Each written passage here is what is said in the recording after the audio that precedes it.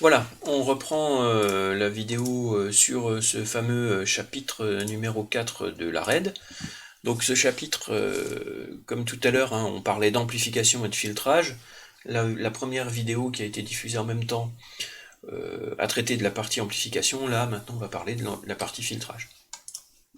Alors à quoi ça sert un filtre en audio? Eh bien, comme un filtre à air automobile sert à séparer les impuretés des gaz d'admission, on ne veut pas qu'il y ait de saleté qui rentre dans notre moteur, donc on va filtrer le bon air, on va dire, des impuretés. Et ben le filtre audio va faire la même chose, mais avec le son. C'est-à-dire que je vais séparer certains sons d'autres sons. Donc, quand on parle de son, en matière de filtrage, finalement, on va parler de fréquences sonores. Donc le filtre va laisser passer certains sons en fonction de leur fréquence, des basses, des médiums, des aigus, donc c'est-à-dire s'ils font partie des graves, des médiums ou des aigus. Et donc, comme tout à l'heure, j'ai considéré mon ampli comme un quadripôle avec deux fils d'entrée, deux fils de sortie, courant d'entrée, tension d'entrée, courant de sortie, tension de sortie, bah pareil, mon filtre, c'est un quadripôle qui a les mêmes caractéristiques. Et donc, lui aussi, il possède une certaine amplification en tension, AV. Et cette amplification en tension, elle est calculée par exactement la même formule que pour un amplificateur, c'est-à-dire A amplification V en tension, les volts, égale U2 sur U1. Je rappelle que l'amplification en tension, c'est de combien je multiplie l'entrée pour obtenir la sortie, de combien je multiplie U1 pour obtenir U2. Sauf que là, et voilà la différence avec les amplis, c'est que ce AV va varier en fonction de la fréquence. Mon amplificateur, il va multiplier les volts, peu importe si c'est des graves, des médiums ou des aigus. Un filtre, il va pas faire la même chose. Suivant comment il est constitué, il va multiplier peut-être beaucoup plus les graves que les aigus. Et on va voir comment on peut faire ça. Donc, le filtre, il possède du coup aussi un gain en tension qui va changer en fonction de la fréquence. Puisque AV change, eh ben le gain en dB, il va changer aussi. Par contre, la formule qui va nous permettre de le calculer, c'est exactement la même. GV égale 20 log de AV. Je rappelle que quand on est sur de la puissance, c'est 10 log, et quand on est sur des volts, c'est 20 log. Alors on a différents types de filtres qui vont nous servir en fonction de ce qu'on veut faire.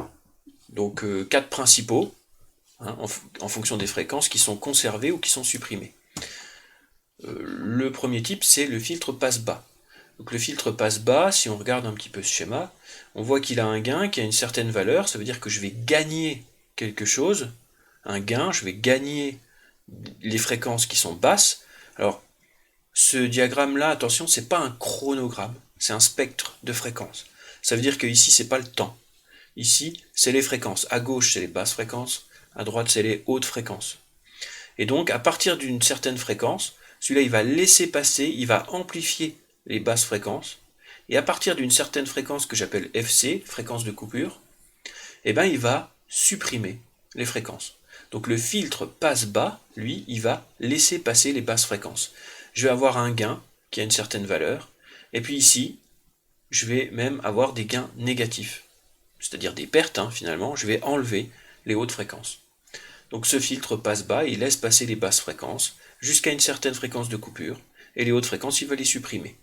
Alors à quoi ça sert de fabriquer un filtre passe-bas? Par exemple, si vous voulez envoyer du son dans un caisson de basse, et que vous voulez pas que l'amplificateur du caisson de basse s'embête à amplifier les aigus, parce que de toute façon les aigus on veut pas les envoyer dans le caisson de basse, et ben vous faites passer le son à travers un filtre, comme ça après quand ça arrive dans le caisson de basse, il n'y a que les basses qui sont amplifiées, donc du coup j'aurais gagné de la puissance. On a exactement son inverse, le filtre passe haut. Le filtre passe haut laisse passer les hautes fréquences. Donc toutes les fréquences qui sont au-dessus de la fréquence de coupure, on va les laisser passer, voire même les amplifier. Par contre, toutes celles qui sont dans les basses fréquences, on va les supprimer. Ensuite, on a aussi le filtre passe-bande. Le filtre passe-bande, lui, il va laisser passer des médiums, c'est-à-dire qu'il aura deux fréquences de coupure.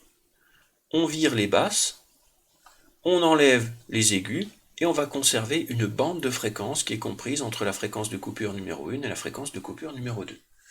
On va dire qu'on garde les médiums, quoi. Et vous avez son inverse, exactement, le coupe-bande. Le coupe-bande, lui, il va supprimer une certaine bande de médium, et il va garder les basses et les aigus. Alors à quoi ça sert passband et le coupe-band. Par exemple, le passband, je vais essayer sur une musique de supprimer tout ce qui est la rythmique. Donc la rythmique avec, c'est essentiellement la batterie, le kick des basses. Donc là, on se retrouve sur des basses fréquences et des hautes fréquences. Et tout ce qui est médium, c'est les instruments. Donc ça va me servir par exemple à isoler les instruments d'une musique, et puis de virer un petit peu tout ce qui est rythmique. Ici, le coupe-band, c'est exactement l'inverse. Je vais garder que la rythmique, et puis je vais enlever la mélodie. Donc FC, ça veut dire fréquence de coupure, c'est la limite entre les fréquences conservées ou supprimées. L'ensemble des fréquences conservées est appelé bande passante.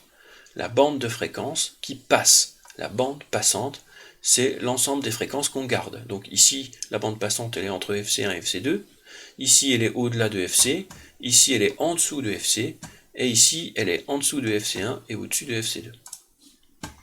Alors ça, ce qu'on vient de voir là, c'était le filtre parfait. Le filtre parfait, qui n'existe pas évidemment, c'est un filtre, par exemple, ici, si j'ai une fréquence de coupure de 1 kHz, la fréquence à 999 Hz, elle est complètement conservée, et la fréquence à 1001 Hz, elle est complètement supprimée. Ça n'existe pas en réalité. Le filtre, il va avoir une certaine pente sur sa fréquence de coupure. Donc la limite de la fréquence de coupure n'est pas verticale dans la réalité. On représente le fonctionnement du filtre avec un diagramme qui s'appelle un diagramme de Bode. Un diagramme de Bode, c'est ça. Un diagramme de Bode, il va nous représenter le gain en dB en fonction de la fréquence. Alors attention, ce diagramme de Bode, il a une certaine manière d'être lu. Alors, 0 dB, ça veut dire un gain de 0 dB, ça veut dire que j'ai rien gagné, j'ai rien perdu. Donc un gain de 0 dB, ça veut dire que je conserve mon signal tel qu'il est. Donc ici, on est face à un filtre passe-bas, parce que sur les basses fréquences, 0 dB, je gagne rien, mais je perds rien non plus. Par contre, dès que je monte dans les fréquences, je vais descendre. Moins 20 dB, moins 40 dB, moins 60 dB. Moins 20 dB, c'est une perte. Ça veut dire que j'ai enlevé de la puissance. Là, j'en ai enlevé encore plus, et là encore plus. Et donc, qu'est-ce qui fait qu'on va enlever de plus en plus de puissance? C'est qu'on va monter dans les fréquences. Sauf que ici, attention, on monte avec des coefficients multiplicateurs. 10 fois la fréquence, 100 fois la fréquence, 1000 fois la fréquence. Donc si ma fréquence de coupure, par exemple, elle est à 1000 Hz, 1 kHz, ici je serai à 10 kHz, ici je serai à 100 kHz, et ici je serai à 1000 kHz, c'est-à-dire 1 MHz, quoi. Donc dans cet exemple, le gain perd 20 dB à chaque fois que la fréquence est multipliée par 10. Entre 10 et 100, j'ai bien une multiplication par 10 de la fréquence, et j'ai perdu encore 20 dB. Et donc ça, on dit que c'est un filtre passe-bas, bah oui, il laisse passer les basses, mais on dit que c'est un filtre du premier ordre, c'est-à-dire le filtre le moins performant. Donc la performance du filtre, en fait, un filtre performant, ce serait un filtre qui aurait une pente qui descend plus rapidement. Donc là, le moins performant, il a une pente qui descend à 20 dB à chaque multiplication par 10 de la fréquence, premier ordre. De la même manière, le gain à la fréquence de coupure est de moins 3 dB. Alors la fréquence de coupure ici, finalement ici je passe pas directement de 0 à la pente. Ici c'est légèrement arrondi. Voilà. Ici c'est légèrement arrondi. Et finalement, à la fréquence de coupure, j'ai pas un gain de 0, j'ai un gain de moins 3. Mais attention, on est sur une échelle logarithmique. Et une échelle logarithmique, une perte de 3 dB, ou un gain de moins 3 dB, ou une perte de 3 dB, c'est la même chose, ça correspond à une perte de la moitié de la puissance sonore. Donc attention, le fait d'avoir un diagramme de Bode ici, comme ça, j'ai déjà perdu la moitié du son. Donc je vous laisse imaginer à moins 20 dB. Donc on peut se dire le premier ordre il n'est pas très performant, mais finalement ça marche déjà plutôt bien. Et donc j'ai des filtres qui peuvent être du deuxième ordre, du troisième ordre. Donc si on veut un filtre avec une pente plus raide, c'est-à-dire on appelle ça une meilleure sélectivité des fréquences, si je veux mieux sélectionner mes fréquences, je vais augmenter l'ordre du filtre. Et donc en fonction de l'ordre, ma pente elle va être plus raide. Donc par exemple avec un filtre d'ordre 2, à chaque fois que je multiplie la fréquence par 10, F0 et puis 10 fois F0, là cette fois je vais avoir 40 dB de moins. Avec un ordre 3, 60 dB de moins. Avec un ordre 4, 80 dB, etc., etc. Donc premier ordre, moins 20 dB par décade. Alors attention, qu'est-ce que c'est qu'une décade? Une décade, c'est une multiplication par 10 de la fréquence. C'est ça une décade. Si j'ai un deuxième ordre, j'ai moins 40 dB par décade. Et si j'ai un troisième ordre, c'est moins 60 dB par décade. Donc je précise, une décade correspond à une multiplication ou une division par 10 de la fréquence. Ensuite, un filtre actif. Un filtre actif, qu'est-ce que c'est? En fait, c'est un filtre qui a deux fonctions. Il a la fonction filtrage et il a aussi la fonction amplification. Un filtre actif est un filtre qui nécessite une alimentation. Évidemment, s'il a une fonction d'amplification, ça veut bien dire qu'il faut qu'il apporte de l'énergie, il faut qu'il apporte des watts, et donc ces watts, il doit les tirer d'une source d'énergie, une alimentation en l'occurrence. Donc par exemple, voici un filtre passe-bande actif. Comment je sais qu'il est actif? Parce qu'à un moment donné, le gain passe au-dessus de 0. Et si j'ai un gain qui passe au-dessus de 0, un gain positif, ben finalement un gain positif c'est une amplification. Et donc c'est un filtre actif. Si vous voyez un filtre qui ne passe jamais au-dessus de 0, on dira que c'est un filtre passif. Donc il ajoute une fonction d'amplification car il est capable d'augmenter la puissance de certaines fréquences. Donc non seulement il va couper, c'est un passe-bande, non seulement il va couper les basses et les aigus, il va laisser passer les médiums, mais en plus il va amplifier les médiums. Dans cet exemple, il s'agit d'un filtre actif passe-bande.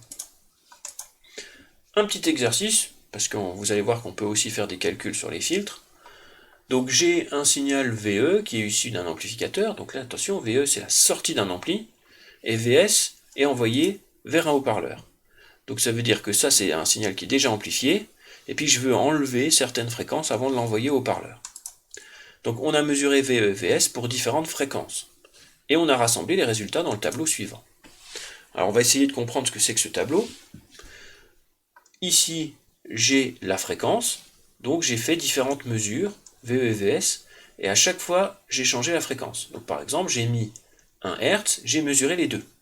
J'ai ensuite réglé à 10 Hz, j'ai mesuré les deux, 100 Hz, 500 Hz, 1 kHz, 2 kHz, 5 kHz, 10 kHz, 20 kHz, 50 kHz, 100 kHz, 1 MHz et 5 MHz. Et ensuite, donc VE, j'ai jamais changé sa valeur, il fait toujours 5 volts. Par contre, VS, c'est le résultat de l'opération du filtre. Donc là, je le mesure, le VS. Et je me rends compte que VS, il passe de 5 volts, et plus je monte en fréquence, et plus il diminue jusqu'à 1,5 mV. Donc pour toutes ces fréquences, on va essayer de faire un tableau où on va calculer AV et GV.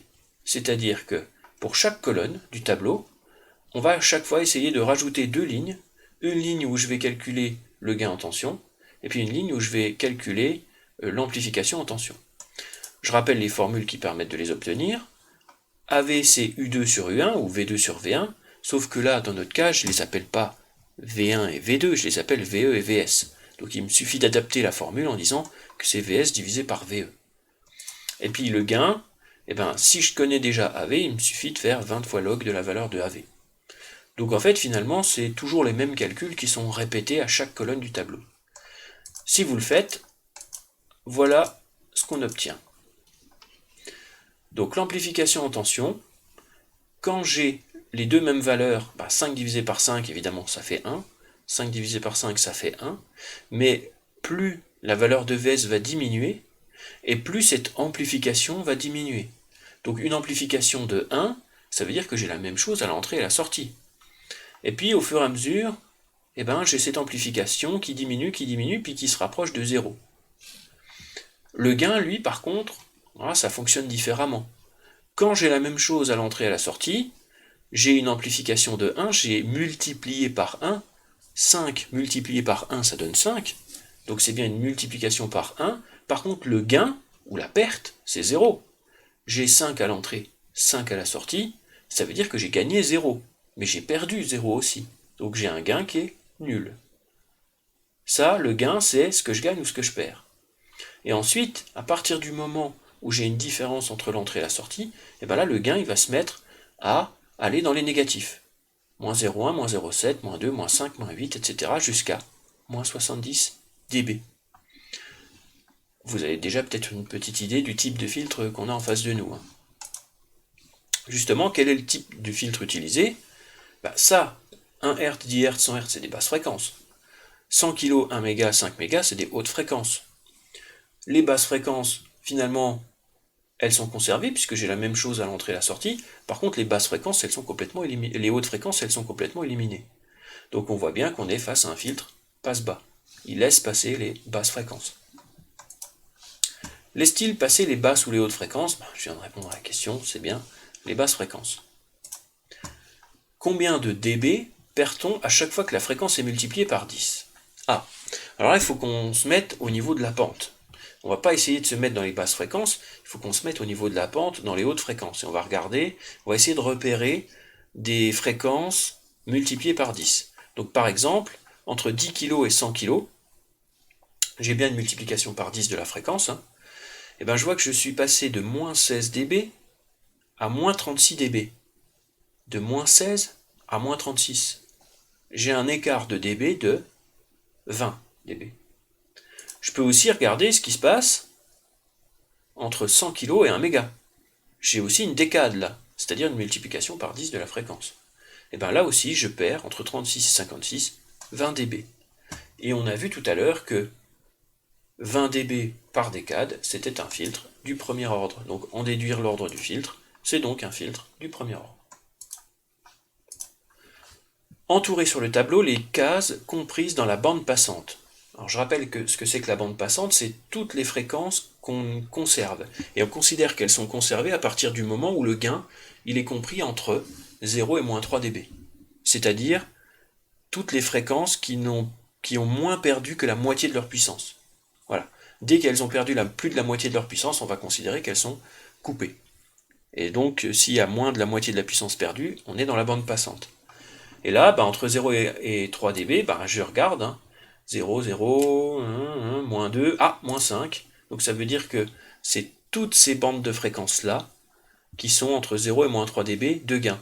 Et du coup, c'est entre 1 Hz et 1 kHz. C'est ça la bande de fréquence, bande passante. Là maintenant, un exercice intéressant, on va essayer de dessiner le fameux diagramme de Bode sur un papier semi-log. Qu'est-ce que c'est que ce truc encore? Un papier semi-log, c'est justement un papier qui n'est pas gradué de manière proportionnelle. Justement, parce qu'on est sur une échelle de gain, du coup, je ne peux pas graduer correctement les fréquences, puisque là, j'ai des multiplications par 10 tout le temps. Donc je suis obligé d'avoir un papier semi-logarithmique. Alors pourquoi on l'appelle semi-logarithmique?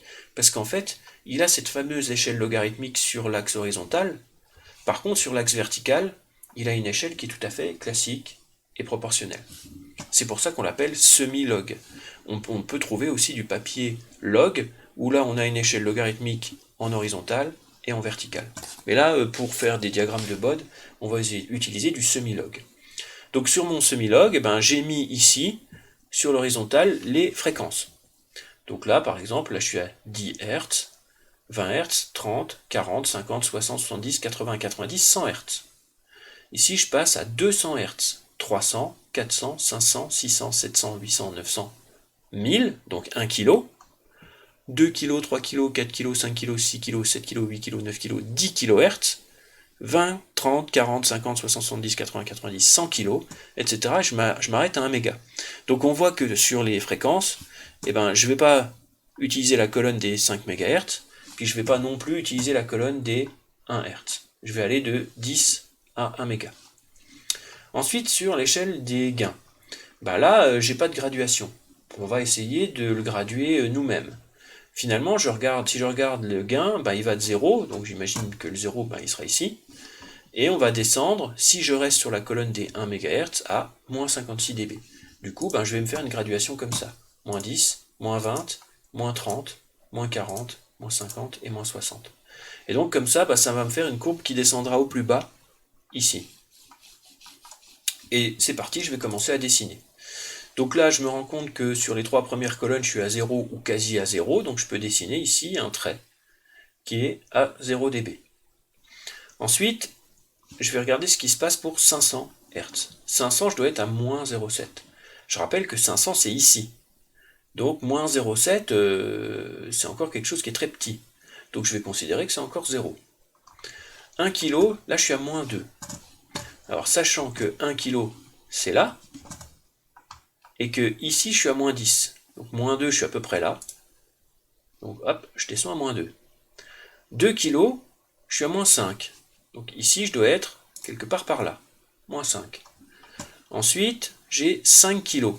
5 kg, dans le tableau je suis à moins 8. Donc on va dire quasi à moins 10 quoi. Voilà, 5 kg. 10 kg, je suis à moins 16. Donc moins 16, je dois être quelque part par ici. Voilà. 20 kg, c'est là. Je dois être à moins 22, donc un peu plus que moins 20, par là. 50 kg, 50 c'est là. Et je dois être à moins 30, donc bien plus bas que ça, quelque part par là. Voilà. Ensuite, 100 kg, c'est la colonne là. Je dois être à moins 36, donc quelque part par ici. Et 1 méga, alors là, je vais passer directement de 100 kg à 1 méga, donc ça veut dire que je vais passer directement à la colonne là, et je suis à moins 56. Donc moins 56 par là. Voilà. Et finalement, on voit que le diagramme de Bode qu'on a dessiné, il ressemble beaucoup au diagramme de Bode réel d'un filtre passe-bas du premier ordre.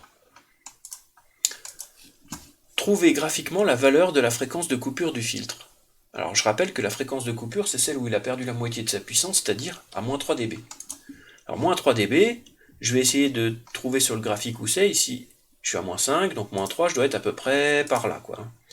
Donc je vais tracer ici en pointillé mon trait à moins 3 dB. Puis je vais regarder à quel moment je vais couper mon diagramme de Bode. Et ensuite, je vais reporter sur l'axe des fréquences quelle est la fréquence de coupure. Je vois que je suis quelque part entre 1 kg et 2 kg.